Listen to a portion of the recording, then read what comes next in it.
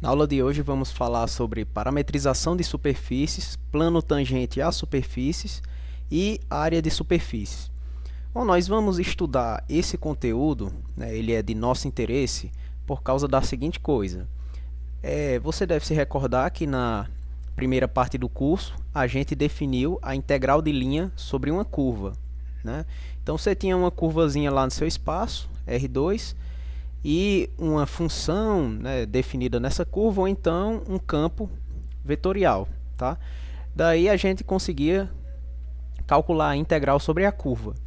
Aí agora, o que é que a gente vai buscar fazer? A gente está lá no R3, a gente vai ter uma superfície. Eu ainda não defini o que é uma superfície, mas você pode pensar como um plano, né, no R3, é um exemplo de superfície. Então, uma figura desse tipo, por exemplo. E daí a gente vai buscar definir uma integral sobre a superfície. Então, por isso que é de nosso interesse, estudar como parametrizar superfícies, estudar plano tangente.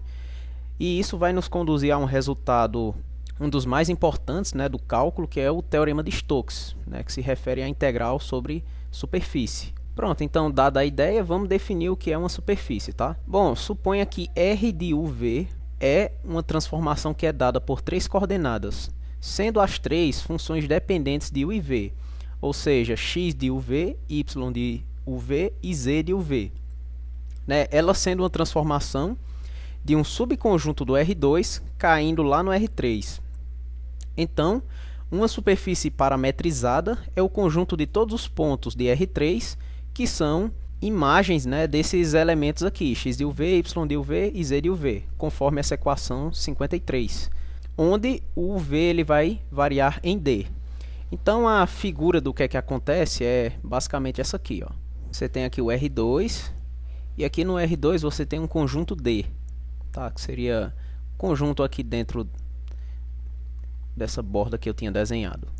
E daí, você tem aqui do lado R3, e daí, entre esses dois, você tem uma transformação R de UV, que faz o seguinte, ó, ela pega um ponto UV que está aqui dentro de D, e R de UV leva num ponto aqui do R3, que é dado por essas coordenadas, x de UV, y de UV e z de UV. E daí a ideia é que quando você faz esse UV variar aqui no D, você vai formar uma figura. E essa figura é o que a gente chama de superfície parametrizada. Aí essas equações aqui, ó, x igual a x de UV, y igual a y de UV e z igual a z de UV, são chamadas equações paramétricas da superfície. E geralmente a gente vai denotar uma superfície parametrizada por S. Aí vamos passar logo para como fazer uma parametrização, tá? Vamos começar parametrizando a esfera, Dada essa equação aqui, como é que a gente consegue obter uma função R de duas variáveis, que seja dessa forma, que represente a esfera. Como é que a gente pode fazer isso? A gente faz utilizando exatamente coordenadas esféricas. As coordenadas esféricas que a gente aprendeu no cálculo 2.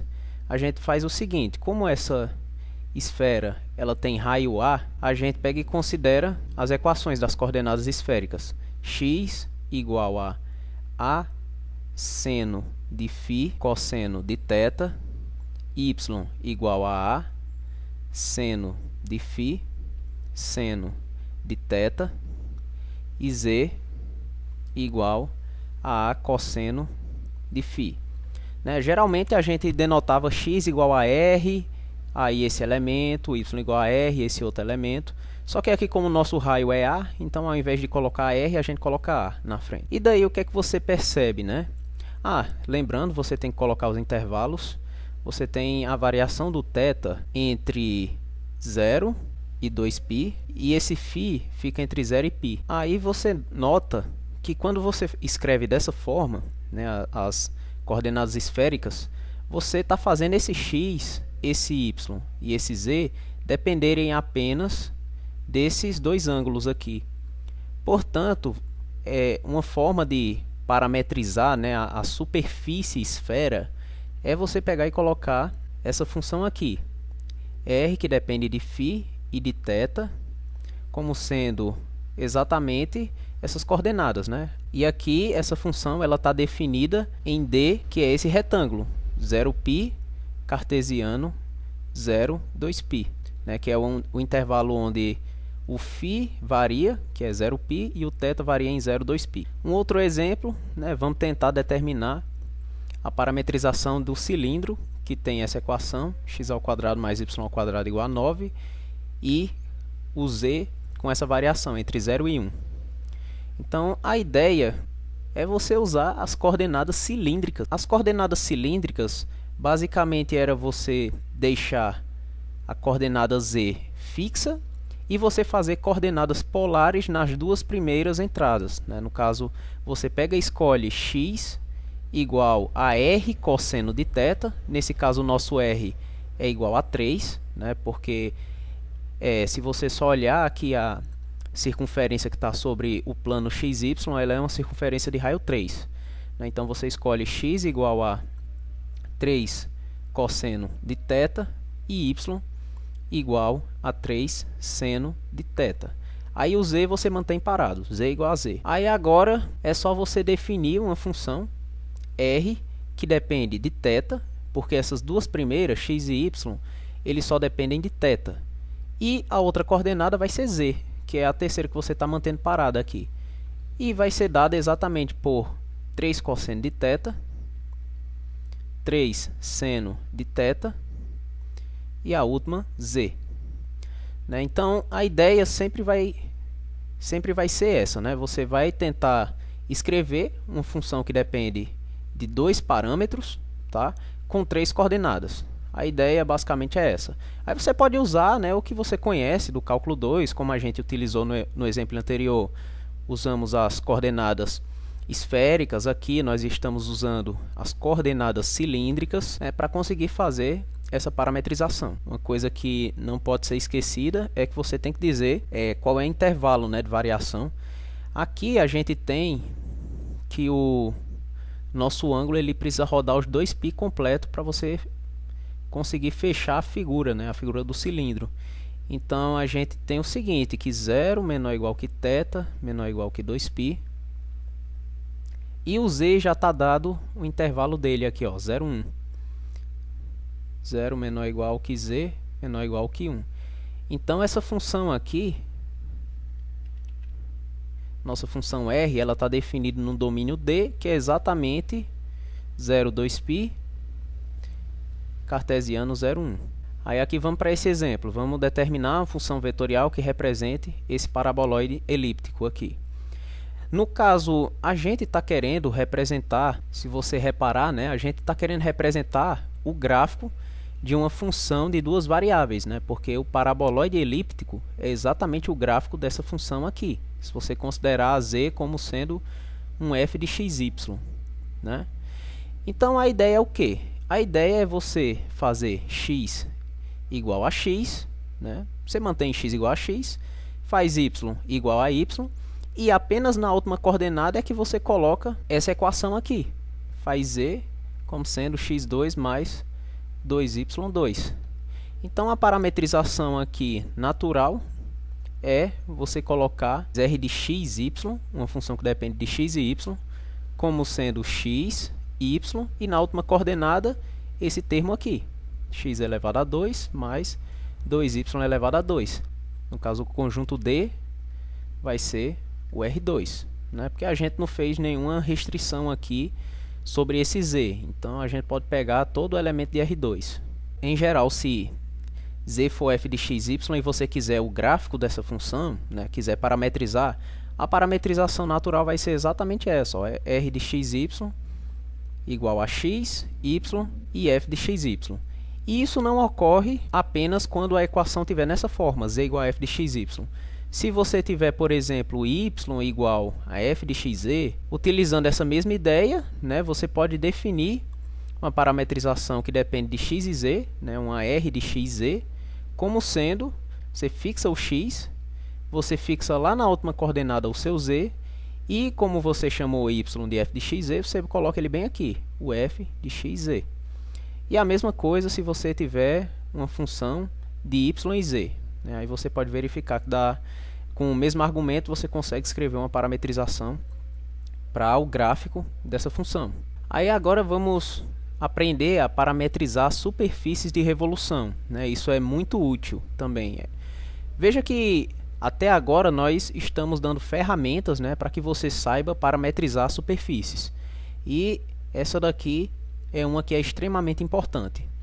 Então, o que é uma superfície de revolução, né? Basicamente, você imagina que você tem aqui o R3. Aí imagina que você tem uma curva bem aqui. Aí, basicamente, a ideia, né, é que uma superfície de revolução seja a superfície obtida quando você pega essa curva aqui que está de vermelho e, por exemplo, gira ela em torno do eixo X. Quando você girar, né, deixa eu marcar aqui de azul, né, aqui o giro. Quando você girar, você obtém uma superfície, né, porque quando você está girando, você vai repetindo essa curva de vermelho o tempo todo aqui enquanto você gira. Aí isso forma uma superfície. E daí a gente quer entender como é que a gente consegue escrever uma parametrização para essa superfície. Então a ideia é de que você consiga girar. Aí aqui eu estou fazendo o giro em torno do eixo Z, mas não necessariamente precisa. Esse giro pode acontecer em torno do eixo Y ou então em torno do eixo X, tá? Mas em todo caso a gente vai conseguir escrever uma parametrização para tal superfície. Bom, então para encontrar uma fórmula, né, para representar essa superfície de revolução, vamos imaginar a seguinte situação. Imagina que quando você vai fazer a rotação, né, dessa curva aqui sobre o eixo Z, você começa a fazer ela a partir do plano XZ. Tá? Então essa curva C ela está sobre o plano XZ. Isso significa, né, que como é uma curva, ela tem as equações paramétricas, digamos, f de t, 0 e por último g de t. Aí o porquê que tem esse zero no meio, isso é exatamente porque essa curva ela está sobre o plano XZ. Então a gente supõe isso e a gente pega um ponto qualquer aqui nessa sua superfície, né? Digamos esse de verde, ABC. Então a gente quer obter equações para esse ABC, né? Equações que dependam de duas variáveis para mim conseguir a parametrização. Pronto, então esse ponto de verde ABC ele tem as coordenadas, né? Lá bem aqui embaixo ele tem a coordenada que é x igual a A, o y igual a b, né? Então tem um b bem aqui desse lado, e a coordenada z igual a c. Então imagina que o c está bem aqui. Então o que é que acontece? Acontece que como essa curva aqui está sobre, essa de vermelho, tá sobre o plano XZ, você pode encontrar um ponto aqui sobre essa curva, né, de modo que o g de t coincida com c. Ou seja, você consegue achar um ponto, né, que tem a mesma altura desse ponto ABC. Ele tem essa mesma altura C aqui. Aí você observa o seguinte, né, entre essas duas retazinhas pontilhadas aqui de vermelho e verde, você tem um ângulo, né, que fica entre eles dois, que é o ângulo do quanto você girou, né, aqui desde o começo da curva até chegar aonde esse ponto ABC está. Aí você faz o seguinte, você projeta essa reta de verde aqui embaixo, né? Então essa reta de verde, ó, ela se torna essa aqui. Aí aqui embaixo você também projeta o ângulo, né? O ângulo como quando você projeta essa linha pontilhada de vermelho, ela cai aqui, cai sobre o eixo X, uma vez que essa linha de vermelho ela está no plano XZ, então o ângulo θ ele fica bem aqui. Esse tamanho aqui de verde ele é o f de t. É porque é simplesmente, ó, se você olhasse de cima, você tem aqui partindo do C até esse ponto f de t 0 g de t, simplesmente você está girando. Você está girando, então você vai mantendo esse raio, né, digamos assim, que é esse f de t. Daí você consegue as seguintes relações, né? Você nota que esse tamanho aqui desse pedaço aqui do eixo y é igual a esse tamanho, então aqui deve ser b. Aí você nota as relações trigonométricas, né? Você tem que o cosseno de θ, isso é a sobre f de t, e você tem que o seno de θ, isso é b sobre f de t. E você tem que o c, né? O c você pegou, né, como sendo igual ao g de t. Você preservou a altura por meio desse valor de g de t. Você encontra um t de modo que esse c aqui ele é atingido por esse g de t. E daí você consegue, né, agora escrever fórmulas para o a, b e c. O a vai ser f de t cosseno de θ. O b vai ser f de t seno de θ. E o c vai ser g de t. Então, utilizando esses elementos que eu encontrei aqui para o A, para o B e para o C, a gente consegue a parametrização de uma superfície gerada pela rotação em torno do eixo Z de uma curva desse tipo, né? De uma curva R de t igual a F de t, G de t. E ela é a seguinte, ó, é R que depende de t e depende de θ, né? Como vocês podem ver aqui em cima, ó, que é dada exatamente por essas coordenadas. F de t cosseno de θ, f de t seno de θ e g de t. Aí agora você pergunta, sim, isso está definido aonde? Onde o t ele pertence ao domínio da curva R de t. Então a gente pode dizer, digamos, I, né? A gente pode supor que o domínio dessa curva R de t, né, que está bem aqui, ele é um intervalo, digamos I, e esse t, né, que vai aparecer para essa função aqui, né, que é a R de t θ, vai estar definida, né, no conjunto onde os t's estão, né, nesse domínio I, enquanto que o θ, né, deixa eu botar aqui, I θ, vai pertencer a 0, 2π, né, porque aqui a rotação é completa, né, a gente girou, né, para formar essa primeira figura aqui, a gente girou 2π. Tá? Então, quando você tem, né, uma superfície que é gerada pela rotação em torno do eixo Z, né, dessa curva aqui, a gente tem essa parametrização aqui de baixo.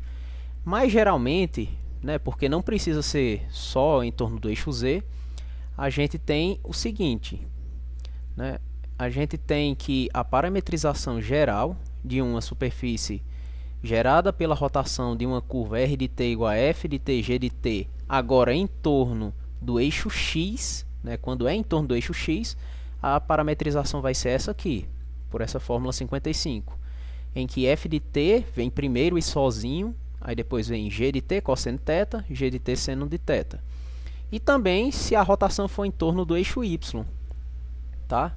Se a rotação for em torno do eixo Y, aqui vocês desprezam isso aqui, vocês consideram R de t como sendo a mesma curva, né? F de t, G de t. Quando você faz a rotação dela em torno do eixo Y, a parametrização deve ser essa daqui. E eu deixo para vocês fazer essa verificação do mesmo modo que eu fiz para quando você faz uma rotação em torno do eixo Z. Tá? A ideia é a mesma, é bem geométrico. E como a gente tinha feito, né? Quando é em torno do eixo Z, a parametrização é aquela que a gente obteve.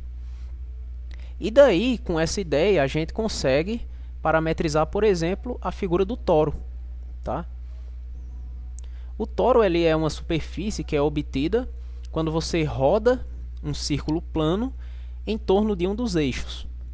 Né? Por exemplo, aqui a gente pode tentar obter a parametrização do toro quando a gente gira, né, um círculo de centro em B00, ou seja, esse centro aqui ele está no plano XZ e tem um raio, né, que é A menor do que B, e você deve entender da seguinte forma, ó. Você tem aqui, imagina que esse é o teu X, teu Y e teu Z, e você tem aqui o plano XZ, tá, que seria esse plano aqui lateral. Sobre ele você vai ter um ponto aqui, digamos, B00, e esse círculo, que é citado aí, ele fica aqui sobre o plano, tá? Você imagina que essa parte de azul está sobre esse plano XZ. Aí a gente pega essa figurinha aqui, que está de azul, e a ideia para construir o toro é fazer uma rotação completa aqui em torno do eixo Z, dessa mesma figura. Você vai rodando, aí você vai formar essa figura aqui. Então vamos lá conseguir a parametrização do toro. Com aquela ideia, né, com essas ideias aqui, ó, é bem simples de conseguir. No caso, a gente vai utilizar essa fórmula de número 54, porque a gente vai girar a superfície, né, em torno do eixo Z. Aí o que é que a gente precisa, né? A gente já tem uma fórmula construída aqui, ó, R de t θ. O que é que a gente precisa? A gente só precisa achar quem é essa R θ, porque a gente pega as equações dela e joga aqui dentro dessa outra. Então a gente só precisa disso, tá? Então, essencialmente, para a gente conseguir, basta conseguir a equação desse círculozinho aqui de azul. Mas é só você olhar que esse círculo de azul, ele tem equação, né, x menos b elevado ao quadrado mais 0 elevado ao quadrado mais z elevado ao quadrado igual a ao quadrado. Porque o raio, né, é dito bem aqui em cima. A gente tem que o raio desse toro vai ser A, que é menor do que B. Aí, por que eu coloquei esse 0 ao quadrado? Porque esse círculo está sobre o plano XZ. Se ele está sobre o plano XZ, ele tem coordenada y igual a 0, né? Então, aqui é a coordenada y dele. Então, a equação é essa daqui, ó, x menos b elevado ao quadrado mais z elevado ao quadrado igual a elevado ao quadrado. Aí, o que é que a gente precisa? A gente precisa escrever uma R de t, né? A gente precisa escrever uma R de t que represente isso aqui. Mas isso é bem simples, é só você pegar e escolher a parametrização com a coordenada x sendo igual a cosseno de t mais b e a coordenada y como sendo a seno de t. Bom, veja que isso aqui é basicamente a parametrização do círculo que a gente conhece, né, o círculo de raio A, só que aqui tem um termo b que eu estou somando. Esse termo b que eu estou somando é para quando eu substituir esse elemento aqui nessa equação, eu fazer ele sumir com esse menos b aqui. Então, basicamente, a mesma parametrização que você conhece, né, da circunferência, só que você coloca esse termo aqui para compensar o fato do círculo não estar centrado na origem, né? Para você pegar e cancelar com esse b e poder satisfazer essa equação daqui de cima. Pronto, então aqui você tem, né, a parametrização do círculo, né? Nesse caso, esse círculo de azul aqui. Pronto, tendo isso, agora é só colocar, né, esses elementos aqui. Note que esse primeiro aqui ele vai ser o teu f de t e esse segundo vai ser o teu g de t. Você vai pegar e vai substituir bem aqui na fórmula 54, teu f de t e o teu g de t. Então aí a equação geral, né, do toro vai ser a seguinte: r de t θ vai ser igual a cosseno de t mais b, isso multiplicando o cosseno de θ, aí a cosseno de t mais b, multiplicando o seno de θ, e por último a seno de t. Veja aqui qual é a fórmula, eu só estou colocando o f, né, e o g nos seus lugares, né, e escrevendo nessa fórmula. Aí você precisa dizer onde é que estão, né, esses elementos t e θ. O t ele pertence ao intervalo para o qual está definido essa função vetorial aqui, né, que é a parametrização do círculo, que a gente sabe que é 0,2π, né, t pertence a 0,2π. Então, nesse caso aqui, a mesma coisa, o t vai estar em 0,2π. Enquanto que o θ vai estar onde? O θ também em 0,2π.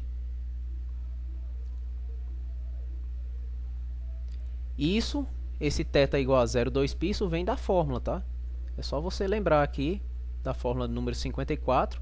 O t vai estar no intervalo aonde essa r daqui de cima, que só depende do parâmetro t, está definida, e esse θ, automaticamente ele já fica entre 0 e 2π. Pronto, então está aqui a parametrização do toro, é essa daqui. Aí eu deixo como exercício para você tentar, quando o toro, né, ele for, por exemplo, assim, como é que você consegue uma parametrização para ele? Nesse caso aqui, você tem um círculo, e esse círculo ele vai girar, por exemplo, em torno do eixo X. Então, como é que você consegue escrever uma equação para o toro nesse caso? Né, eu deixo isso como um exercício para vocês pensarem.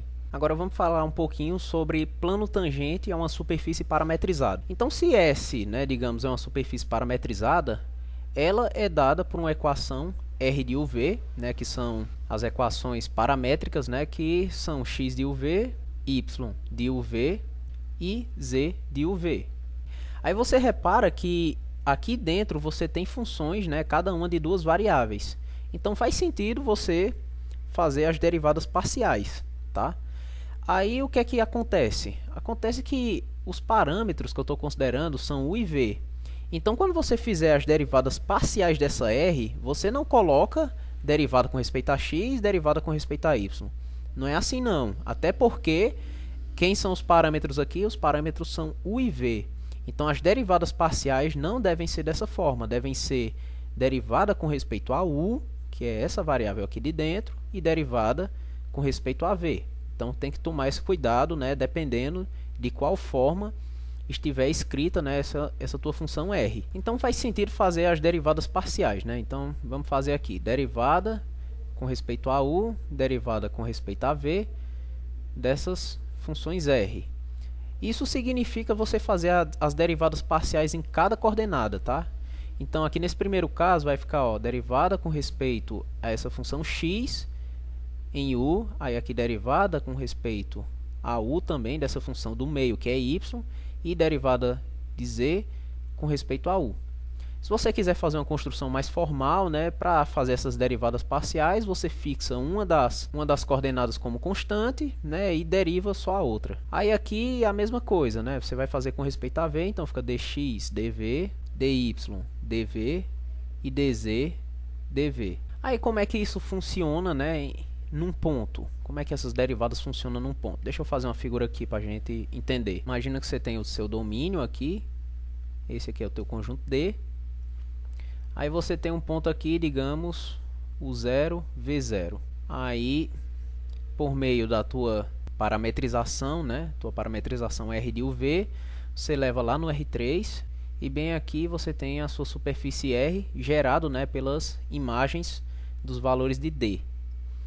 Aí o que é que você faz, né, quando você toma essas derivadas parciais? A rigor, você fixa, por exemplo, uma variável como constante, né, e depois a outra como constante. Então, por exemplo, essa reta aqui de cima de vermelho seria a reta U0, V, né, em que você manteve o U0 que está aqui fixo e variou os V's. Já essa outra aqui seria a reta U V0, né, em que aqui você mantém o V0 fixo, né, o V0 está bem aqui. Imagina que esse aqui é o eixo U e esse é o eixo V. Você manteve aqui o V0 fixo e variou os U's. Né? No outro caso, você manteve o 0 fixo e variou os V's. Né? Então, quando você tem uma dessas coordenadas fixas, quando você aplica R, isso vão te dar, né, essas curvas aqui. Essa daqui de cima, digamos que seja a R de U0V, e essa outra curva aqui seja a R de UV0. Aí a gente tem a ideia, né, de que a derivada parcial, né, ela dá inclinação, né, ela tem o vetor aqui, da inclinação da reta tangente a cada uma dessas curvas. Então, por exemplo, essa primeira aqui seria dr, du, e essa outra aqui, por exemplo, seria dr, dv. Aí a gente tem o seguinte, ó, se a gente pega e faz o produto vetorial desses dois vetores, então se a gente pega e note que aqui, ó, as derivadas parciais dr du e dr dv são vetores, tá? É só você olhar essas equações aqui que a gente conseguiu. Você entra com o operador derivada parcial para cada uma dessas funções, x, y e z. Então, se você considerar o produto vetorial, digamos dr, du com dr, dv, isso aqui está sobre o ponto R de o 0, V0. Eu devia estar colocando esse monte de ponto, mas vamos entender que está sobre esse ponto, tá? Isso aqui é tudo pontual. Então, se você fizer o produto vetorial e isso der diferente de zero, então você pode pegar e considerar plano que é gerado por esses dois vetores derivadas parcial. Tá? Então, você considera o plano, né, que contém esses dois vetores. Digamos esse daqui de cinza, né, que eu estou tentando fazer. Esse plano aqui que foi gerado, esse é que vai ser o plano tangente, tá? É esse plano gerado por esses dois vetores. E note que essa construção, né, ela foi feita pontualmente, né? Veja que aqui eu estou olhando tudo, né, a partir desse ponto o 0v0, né? Aí eu olho a imagem dele, aí está bem aqui o R de o 0v0. Aí eu considero essas derivadas parciais, que elas estão também em o 0v0, tanto essa como essa outra, tá? Estão em o 0v0. Aí eu faço o produto vetorial. Aí esses elementos aqui também estão em o 0v0, tanto esse como esse outro. Deu não nulo, né, esse produto vetorial, aí eu considero o plano tangente. Então esse plano tangente ele vai variando, né, quando eu vou mudando esses pontos, né? Então se eu considerar aqui outro ponto, digamos o 1v1, eu vou ter um outro plano tangente a esse ponto R de U1v1, né? E aí vai variando quando você vai mudando os pontos de D. Então em geral, tá, o plano tangente a superfície S num ponto P0, que é R de U0V0, que é tridimensional, né? Ele tem essa equação aqui, ó, xyz igual a x0y0z0 mais um parâmetro S vezes essa derivada que a gente definiu aqui, né? Derivada com respeito a V em U0V0 mais T vezes a derivada com respeito a U, né, em U0V0 com T e S parâmetros reais. Né? Aí, dessa fórmula aqui, porque que ela é assim, né, basta você notar que o plano tangente, do jeito que a gente definiu aqui, é o plano gerado por esses vetores, né? Derivada de R com respeito a V e derivada de R com respeito a U. Né? E é o plano que passa por esse ponto R de U0V0 e gerado por esses vetores. Então, né, pelo que você conhece da geometria analítica, a equação deve ser essa daqui, né, em que aqui é o ponto, né, se você reparar é exatamente o R de U0V0, e aqui estão os teus vetores, né, geradores. Aí aqui um exemplo, vamos determinar o plano tangente a essa superfície parametrizada nesse ponto. Então como é que a gente faz isso? Essencialmente você precisa calcular as derivadas, né, você precisa calcular dr, du e dr, dv. Mas aí é exatamente você derivar parcialmente cada entrada, né, com respeito a essas variáveis de baixo. Então, com respeito a u vai ficar 2u, a do meio 0 e a última 1. Quando você faz derivada de r com respeito a v, a primeira dá 0, porque não depende de v, a segunda dá 2v e a terceira dá 2, né, porque você só deriva aqui esse 2v. Aí veja só, né, ele te deu aqui esse ponto, né, 1, 1, 3. Mas, pra gente, voltando aqui para você olhar a fórmula, a gente precisa desses pontos U0, V0, né, para poder calcular derivadas nele, né? O que é que a questão te deu, esse exercício te deu? Ele te deu esse ponto aqui, ó, x0, y0, z0. Ele te deu a imagem, né, de R de U0, V0. Então, você precisa descobrir quem é esse U0, V0. Mas isso é bem simples, né? É só você igualar esse ponto a essa equação de R de UV, né? Fazer um sisteminha e resolver. Então, você essencialmente vai ter u ao quadrado igual a 1, v ao quadrado igual a 1, u mais 2v igual a 3. Mas aí é tranquilo, né? Dessas duas de cima, você obtém u igual a 1 e v igual a 1. Né? Porque se você tentar outra combinação com um sinal de menos, essa última equação não vai satisfazer 3. Né? Então, necessariamente o u vai ser 1 e o teu v também vai ser 1. E daí você tem, né, que o r de 1, 1 é que vai dar 1, 1, 3. Aí aqui você tem o ponto, que esse nesse caso vai ser o teu u0, v0.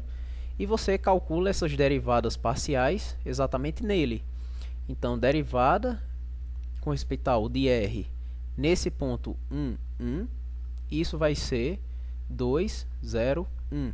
Enquanto que derivada com respeito a V de R em 1, 1 vai ser 0, 2, 2. Pronto. Então aí está no jeito, né? A gente já tem tudo. A gente tem as derivadas parciais nos pontos e a gente tem esse elemento. Daí a equação do plano tangente vai ser essa daqui, ó. XYZ vai ser igual ao ponto x0, y0, z0, que é esse ponto aqui, né? Então você coloca ele, vai ser 1, 1, 3, mais S vezes esse elemento, né? 2, 0, 1, mais T vezes esse outro elemento aqui, 0, 2, 2, com ST parâmetros reais. Pronto, então isso aqui é a equação do plano tangente em, aí você coloca o ponto 1, 1, 3. Aí uma observação que eu vou deixar para vocês verificarem, que é preciso fazer, tá? Lembre que para definir o plano tangente, né, a gente pega, né, uma das formas de se definir plano tangente é como sendo o plano cujos vetores são ortogonais a esse vetor gerado pelo produto vetorial. Por isso que a gente pede que ele seja não nulo. Então, uma coisa que é necessário que seja feito e que eu vou deixar para vocês verificarem é que se você fizer o produto vetorial, né, nesse exemplo aí, dessas duas derivadas, que a gente já tem os dois vetores, ó, eles são dados bem aqui em cima. Quando você fizer isso, o resultado vai dar 2 menos 4 menos 4, que isso é diferente do 0, 0, 0. Por isso que fica bem definida essa equação do plano tangente acima. Tá, então isso aqui fica para vocês, verifiquem. Aí agora vamos falar sobre a área de superfície parametrizada. É aqui onde começa a entrar já a noção de integral de superfície, né, de certa forma. Como é que vai funcionar, né? A gente tem o seguinte, por simplicidade, vamos supor que o domínio do qual a parametrização sai é um retângulo. Então vamos supor que esse retângulozinho aqui que eu desenhei, ele é o D. Aí você tem sua parametrização, que é a sua função R de UV. Aí isso leva lá no teu espaço R3 e a imagem desses valores de D vai te gerar a superfície, tá? Superfície S. Então o que é que a gente faz, né? A gente vai criar uma partição aqui em D, né, para que a gente faça essa área de superfície, né? Do mesmo jeito que a gente constrói integral desde o cálculo 1. A ideia é fazer uma partição aqui em D, isso vai induzir aqui uma partição em S, e aqui na partição em S a gente vai aproximar, né, os valores de uns retângulos curvos, né, que vão aparecer pelo plano tangente, né? Os valores serão, nós aproximaremos, né, o valor da área pelo plano tangente. Então a gente faz assim, a gente pega e particiona D, corta. Então vamos considerar aqui só um retângulozinho desse, subretângulo aliás, né? E no final a gente pega e faz um somatório, né, sobre todos os outros. A gente trabalha com um aqui bem geral, considera só esse aqui.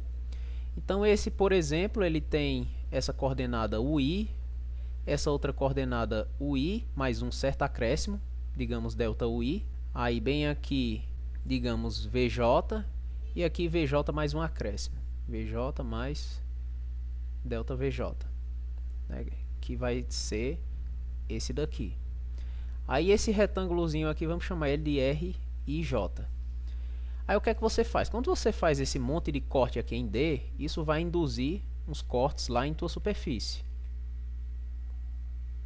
né? Ela vai ser particionada também. Aí apareceu nela um monte de corte, só que a gente vai se preocupar em particular com esse daqui, né, que seria a imagem desse RJ. Então esse retângulo aqui, que eu vou marcar ele de cinza, é um retângulo curvo, né? Ele vai ser essa tua função R de UV aplicada no RIJ. Então a gente quer aproximar, né, a área da superfície. A gente quer essa área superficial aqui de vermelho. Então a ideia é de que a gente consiga um valor aproximado, né, aqui para para cada parte, né, limitada por esses retângulos curvos e depois some tudo. Então vamos se preocupar com essa parte aqui de cinza, né? Como é que a gente consegue uma aproximação? Faz assim, ó. A gente considera esse ponto, né, no canto inferior desse retângulo RJ. Esse ponto aqui de vermelho é dado pela coordenada UI e a segunda entrada VJ. Então digamos que a imagem dele é esse aqui, esse cantinho aqui de verde.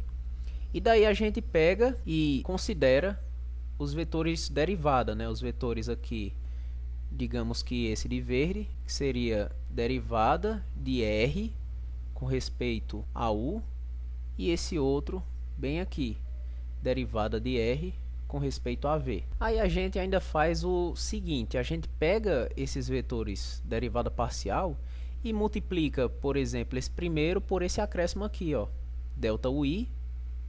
Então você multiplica por delta UI e pega o segundo e multiplica por esse outro acréscimo, delta VJ. Quando você faz isso, esses vetores de verde, que são derivada parcial multiplicado por esses acréscimos, eles são essencialmente, né, a distância desses pontos. Por exemplo, esse aqui que eu estou marcando forte de cinza até chegar nesse outro aqui. Ele basicamente é a distância. E isso segue do teorema do valor médio. Você pode tentar fazer essa verificação. O que no fim das contas acontece é que se você lembrar da geometria analítica, quando você faz o produto vetorial desses vetores aqui, dr, du, delta ui, com dr, dv, delta vj, e você considera a norma, isso é aproximadamente essa área de cinza. Mas isso ocorre porque esses vetores de verde basicamente são as distâncias, né, entre esses pontinhos aqui de azul da figura que está desse lado. E quando você considera esse produto vetorial, você está considerando a área desse paralelogramo que fica aqui em cima, né?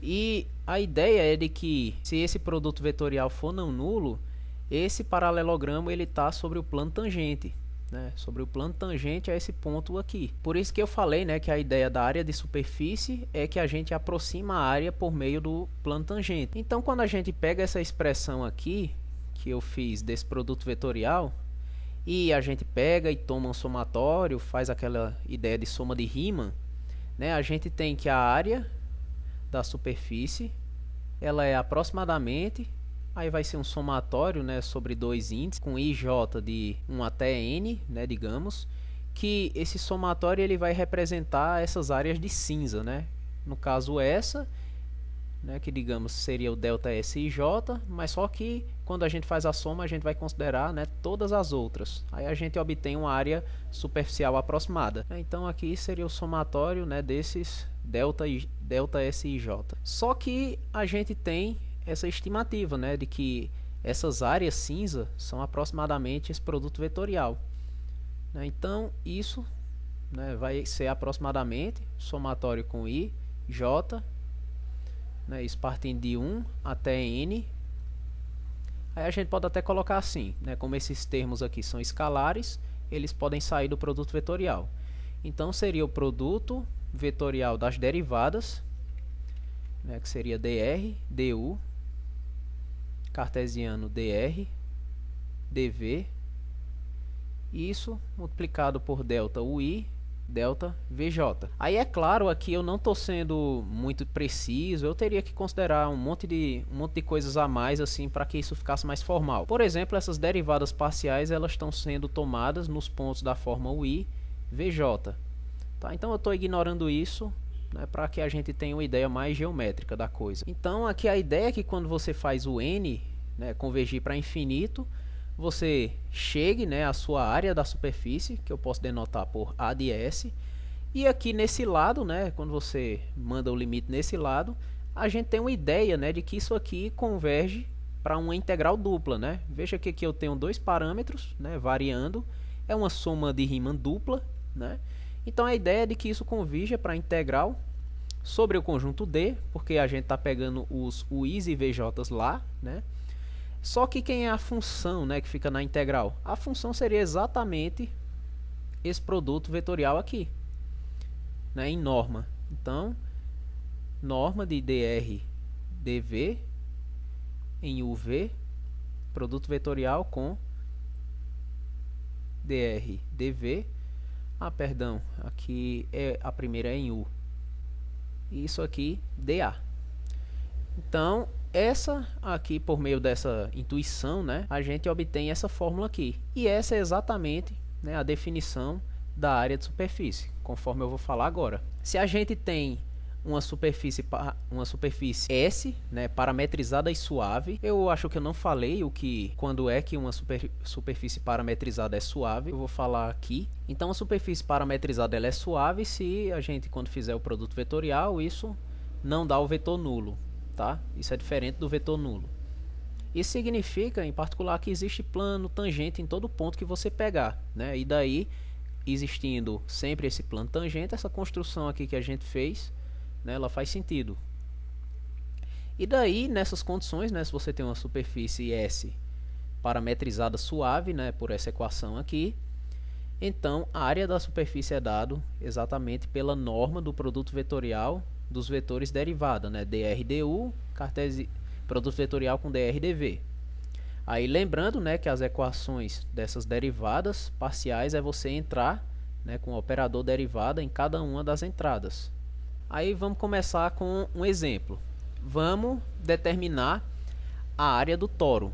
Se vocês olharem no curso de cálculo 2 que eu dei, que tem aí no YouTube, eu resolvo, né, eu acho a área do toro por meio de técnicas do cálculo 2, né? Só que esse exercício aqui, esse exemplo, né, a gente vai utilizar as técnicas do cálculo 3. Vamos utilizar essa noção de área da superfície para conseguir essa área do toro.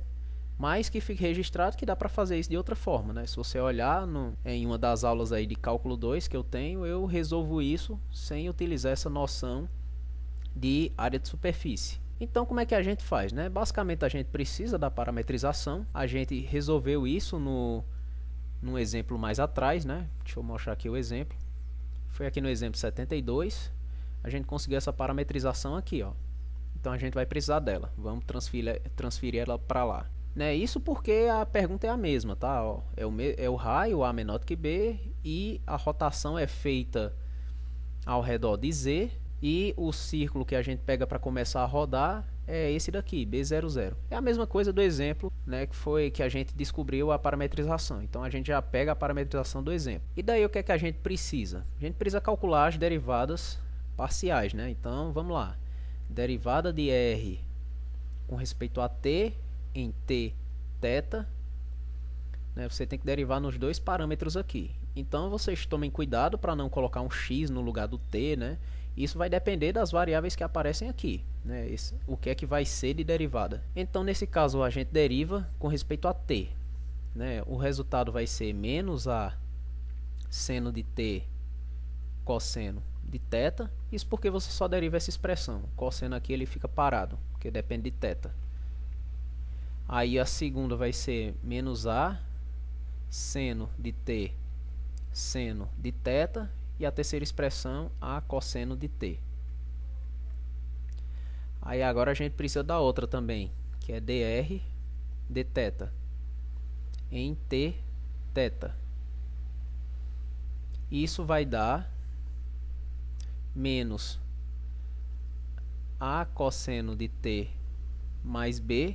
Aí você deriva em θ, derivada do cosseno menos o seno. Por isso que já apareceu esse sinal de menos na frente. Aí aqui aparece seno de θ. Aí a outra, né, você deriva aqui só esse seno de θ, que vira o cosseno. Então vai ficar a cosseno de t mais b, cosseno de θ. E na última, você deriva a seno de t com respeito a θ, né, mas isso vai dar zero, porque esse termo não depende de θ. Então a última coordenada, 0. Aí o que é que você tem que fazer agora? Bom, para usar essa fórmula número 58, a gente precisa fazer o produto vetorial desses dois vetores e depois pegar a norma. Então vamos fazer o produto vetorial. Realmente é fazer aquele determinante, tá? Então vamos lá. Produto vetorial de R com respeito a t e R com respeito a θ. Aí é daquele jeito que você já conhece, né? Determinante, bota I, J, K. Aí você vai colocar esses elementos aqui, né, como sendo as linhas. Esse e esses de baixo aqui. Então vai ficar assim. Na primeira vai ficar menos A seno de t cosseno de θ. Aqui no meio, menos A seno de t seno de θ. E aqui por último, A cosseno de t. Aí nesse último aqui, né, que são equivalentes a essa linha aqui, vai ficar menos A cosseno de t mais B, multiplicando seno de θ, e aqui A cosseno de t mais B, multiplicando o cosseno de θ. E essa última aqui é zero. Então, no fim, o resultado disso, né, vai ser o seguinte. Vai ficar menos A. Pronto, você pode achar agora que ficou horrível de fazer a norma desse elemento. Mas quando a gente faz a norma, vai ficar bem tranquilo, né? Então, quando você faz a norma de dr du com dr dv, é pegar e fazer a raiz do quadrado de cada uma dessas entradas aqui, né? Então vai ficar menos A. Deixa eu já copiar que fica mais fácil. Pronto, aí quando você coloca em norma, né, eu já copiei para ficar mais rápido, né, você basicamente pega cada uma das entradas, eleva ao quadrado, bota numa raiz. Pronto, aí esses riscos aqui de cima, né, é só a continuação daqui dessa raiz, né, porque não coube numa linha só. E aí aqui é somando esse elemento e esse elemento. Pronto, aí fazendo essas contas aí, né, eu deixo para você também verificar com calma. Você vai chegar nisso aqui, em A, que multiplica o cosseno de t mais B, né? Porque basicamente, quando você estiver fazendo as contas aqui, ó, você tem cosseno de θ, cosseno de t, seno de θ, cosseno de t. Quando você eleva aos quadrados, dá para você, por exemplo, começar isolando o quadrado do cosseno de t, né? E vai ficar cosseno quadrado mais seno quadrado de θ, né? Aí você junta, porque você tem o mesmo termo aqui, ó, A cosseno de t mais B nesses dois, e você consegue eliminar esse primeiro seno quadrado mais cosseno ao quadrado, porque dá 1, né? Aí você ficou com um cosseno quadrado de t multiplicando esse termo. Aí quando você junta com o quadrado do seno que vem daqui de baixo, que também tem esse mesmo termo aqui, você também consegue transformar isso em 1. Por isso que quando você tira a raiz, basicamente você chega bem aqui nesse resultado. Então, beleza. Então, o que é que isso quer dizer, né? Quando você vai usar a fórmula da integral de superfície, a fórmula para a área, né, da superfície, isso vai ser a integral dupla sobre D, né, da norma desse produto vetorial, que é dr dt, cartesiano com dr dθ. Eu acho que eu escrevi em algum lugar isso aqui errado, deixa eu voltar só para consertar. Ah, foi bem aqui, ó. Isso aqui na verdade é t e θ. Deixa eu ver se eu fiz correto nos outros lugares. Não, aqui está certo. Então beleza, quando você vai utilizar a fórmula, né, basicamente vai ser a integral dupla sobre D dessa função daqui de cima, A cosseno de t mais B. Aí agora o que é que você precisa, né? Você precisa usar quem é D. Então, voltando aqui lá para o começo do exemplo, eu só escrevi a parametrização e não disse quem é D, né? Mas a gente fez lá no exemplo, né? A gente fez D. Ó, D é o conjunto formado pelos t's, θs dessa forma. Então, D, na verdade, é 0,2π cartesiano 0,2π. Isso significa que nesse exemplo, que nosso D aqui é 0,2π cartesiano 0,2π. O que é ótimo, né? Porque isso aqui é um quadrado. Aí é simples de resolver essa integral dupla. Aí aqui dA. Aí agora, sabendo que D é um quadrado, né? Isso fica a integral de 0 até 2π. Da integral de 0 até 2π. Né? Você transforma em integral iterada. De A cosseno de t mais B.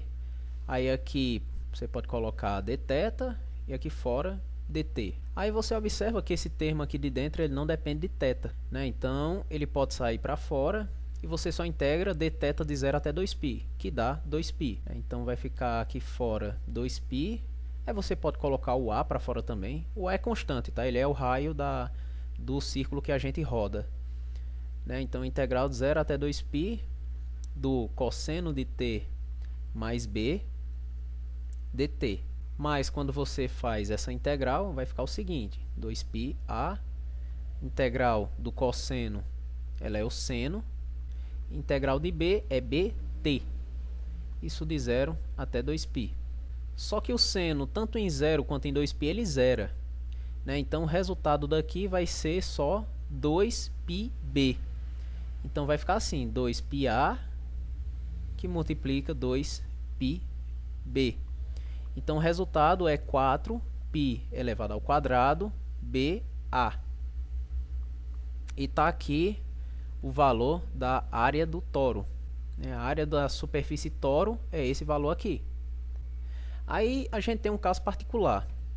O caso particular é quando a área da superfície ela é o gráfico de uma função escalar. Porque a gente viu no exemplo, quando a gente estava aprendendo a parametrizar essas superfícies, que quando a gente tem uma que é dado pelo gráfico de uma função, a parametrização é essa daqui, ó. R de xy, por exemplo, igual a xy, f de xy.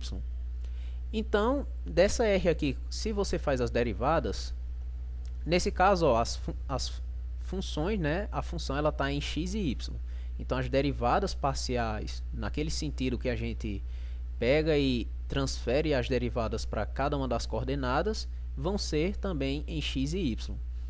Aí você pega e faz essas derivadas. Vai ficar dx dx, dy dx, df dx. Aí o valor vai dar esse aqui. Você faz a mesma coisa com y, aí você obtém esse outro vetor. Aí a gente pega e monta o produto vetorial, faz o determinante e a gente obtém isso aqui. Então, quando a gente pega e toma a norma, vai ficar o 1 elevado ao quadrado, que dá 1. Aí vai ficar cada uma dessas derivadas aqui. Derivada de f com respeito a x, derivada de f com respeito a y elevado ao quadrado.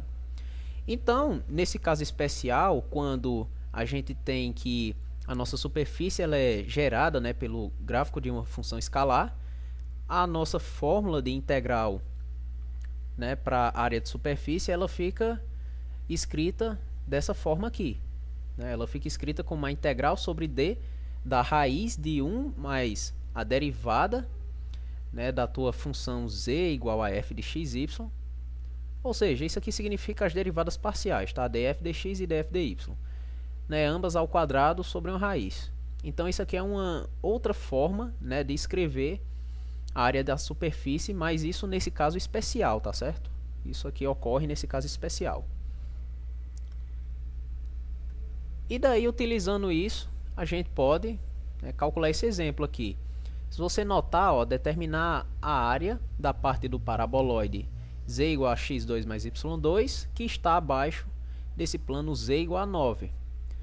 Então, a gente quer essa parte que está de azul aqui. Então, qual é a ideia? A ideia é que esse nosso z, ele é uma função de duas variáveis, que é a função x2 mais y2.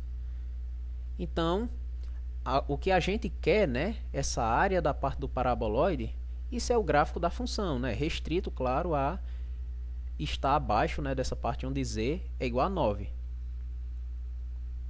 Mas aí já fica mais simplificado, porque a área da superfície ela é a integral dupla em d, nesse caso especial, isso vai ser a raiz de 1 mais dz dx elevado a 2 mais dz dy elevado a 2.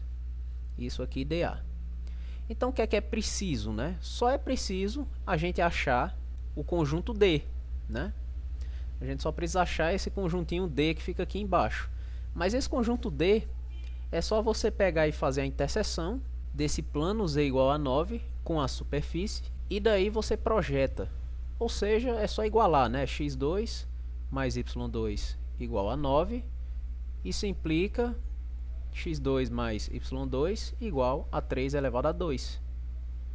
Ou seja, esse conjunto D aqui, na verdade, ele é o círculo, né, que está centrado na origem, que tem raio 3. Então ele pode ser convertido, né, facilmente em coordenadas polares, né? A gente já pode deixar até escrito aqui. A gente usa coordenadas polares e nesse caso a gente vai ter o que? Que x vai ser r cosseno de θ, o y vai ser o r seno de θ. Aí a gente tem que o r está entre 0 e 3, que é o raio, né? E a gente tem o θ entre 0 e 2π. Então a gente já entendeu qual é a região D, né? Qual é a região de onde a tua função está definida. Agora o que falta é calcular, né, efetivamente essas derivadas parciais. Mas isso é simples, né? Porque a gente tem a função bem aqui, derivada com respeito a x vai ser 2x, com respeito a y vai ser 2y. Então essa integral dupla, na verdade, fica assim, ó, integral dupla sobre D da raiz de 1 mais 2x elevado a 2 mais 2y elevado a 2. Que daí, né, você pode elevar ao quadrado, né, e simplificar as coisas. Fica com a integral em D de 1 mais 4. Aí você pode colocar assim, x2 mais y2. Isso dentro da raiz dA. Aí agora a gente usa, né, as coordenadas polares. A gente usa essa observação para transformar isso aqui nessa integral aqui, ó, integral de 0 até 2π, da integral de 0 até 3, raiz de 1 mais, aí veja que você vai trocar x por r cosseno θ, y por r seno θ, então isso só vai dar 1 mais 4r ao quadrado. Aí você fecha a raiz, aí você tem o termo dr, aí eu vou colocar o r que vem do jacobiano aqui na frente, para não misturar, né? Esse r sempre vai aparecer, que isso vem do jacobiano da transformação de coordenadas polares. E aqui fora dθ. Aqui você pode chamar u igual a 1 mais 4r elevado ao quadrado. Porque quando você fizer o du, você vai poder usar esse r aqui que aparece do jacobiano. Então você vai fazer essas contas e o resultado que você deve chegar, eu já vou colocar direto, vai ser π sobre 6, 37 elevado a 3 sobre 2, menos 1.